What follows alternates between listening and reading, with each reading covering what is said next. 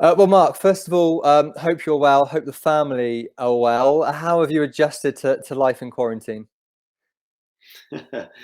Hi guys, it's really good to see you. Challenging times. I think challenging times for everyone, not only just in the football world but in society itself. But we're all fine in the Ashton household. Thank you very much for asking. That's good to hear. Can you explain just how much of a busy time this has been for yourself? I'm sure you've had discussions that you never would have expected to have been having. Very strange time, as I've just said. Yeah, I've had a lot of people say to me, "Oh, this must be a great time for you to step back and think about things and reflect and take time to look at how you'll do things moving forward." If only that were the case. It's been extremely busy, very challenging, as I've said. Dual role, really, that of chief exec of the Bristol City Football Club and also a board director of the EFL at a very challenging time. So it's been extremely busy, continues to be busy, and I think it will be for the foreseeable future. And the club has taken measures. We've seen a statement today, but financial stability is obviously going to be key for the future. So those decisions, I'm sure, they haven't been easy and they wouldn't have been taken lightly. No, they haven't been taken lightly. They've been taken in conjunction with the board and obviously with Steve and the Lansdowne family. But we've moved swiftly and effectively, I think, to protect the long-term future of the football club. You'll have seen other areas of the group have taken similar actions. And I think that's key to make sure that we not only move through this challenging period, but also come out of it strongly and in a as best position as we possibly can. So yeah, we've made some difficult decisions, but I think we've made the right decisions. So we've seen, so players have agreed to wage deferrals, staff salary reductions. Can you talk us through the process of these decisions? Yeah, I think, look, we've looked at our finances between now and the end of the season. We've had to make some judgment calls on when we think the end of the season may be. And we've tried to work through what we believe our financial losses will be in that period, because there will be losses, because we are not playing in front of crowds. We don't have the retail, non-match day, commercial, hospitality revenues that we anticipated and we planned to have in that period. So we've tried to crystallize what those losses would look like, and therefore made the decision that everyone across the football club would be asked to contribute in helping to cover those losses, because again, it's important that we get through this period and also come out of it very strongly. So there are two elements to that you touched on. Firstly, before I come on to the players, let's talk about the staff. My staff have been absolutely first class during this period. They've taken a cut and a reduction in their salary for a period of time. So whether that's myself or Lee Johnson or any member of the staff in Bristol City Football Club or our academy, they have been financially affected by this. And not one of them complained. Everyone stepped forward and everyone supported and understood the position that we'd taken. And I thank them immensely for that. They're a credit to this football club. With regards to the players, we contacted and spoke with every player. Myself and Lee had a Zoom call with every player, which was interesting to see them in their home environments. But again, they were fantastic. I think I read something in the press today which said that I'd had discussions with the players and their representatives. I haven't spoken to one player's representative in relation to all of this. The conversations are between ourselves and our players as Bristol City Football Club, and as far as I'm concerned, as family. And every player stepped forward. Every player supported what we asked them to do without question. And again, I thank the players as well as our staff for the way they dealt with that, the way they approached that, and the swiftness in which they acted. They're a credit to Bristol City Football Club.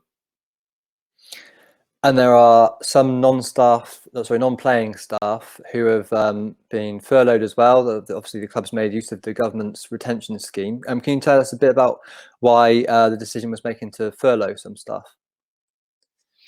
Yeah, I think, again, not just in the football club, across the group of companies that we are part of, we looked at the business model, we looked at the financial losses, and in order to secure the long-term or the medium and long-term stability of the football club, we took use of the government scheme to furlough some, not all, but some non-playing staff to make sure that we could financially get through this period and also come out of it strongly to move forward.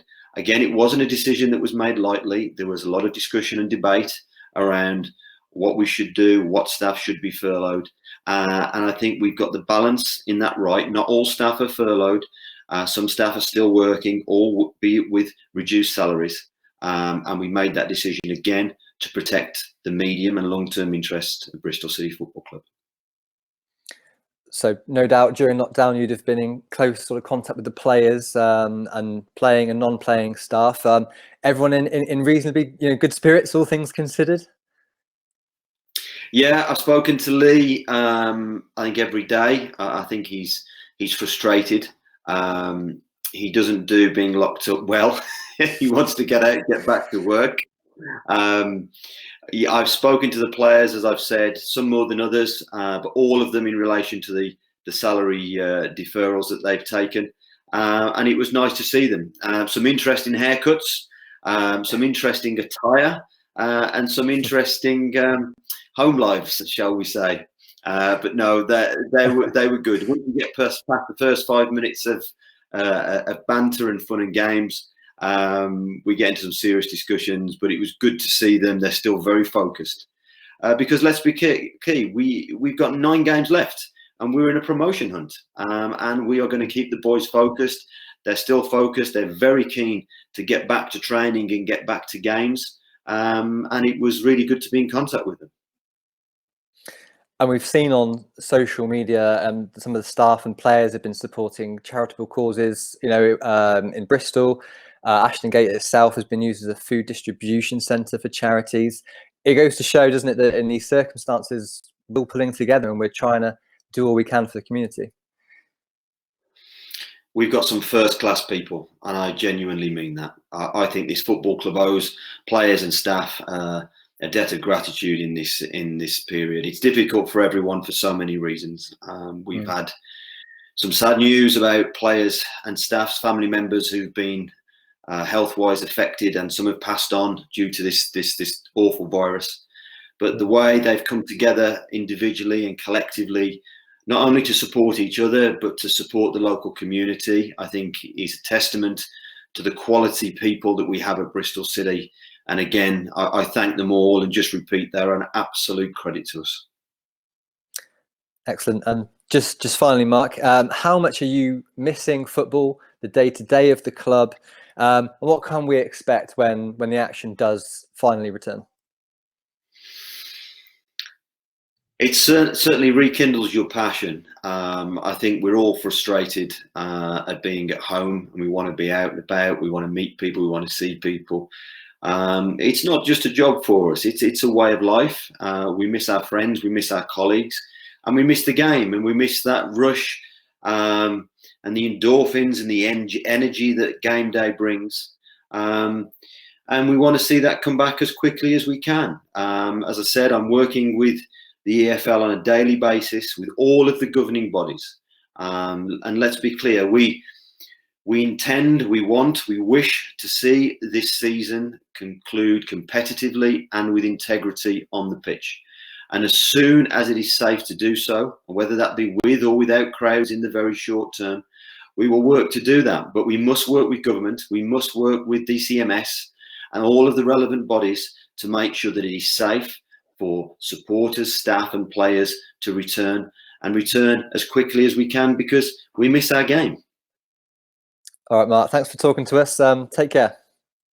It's an absolute pleasure. Stay safe, everyone.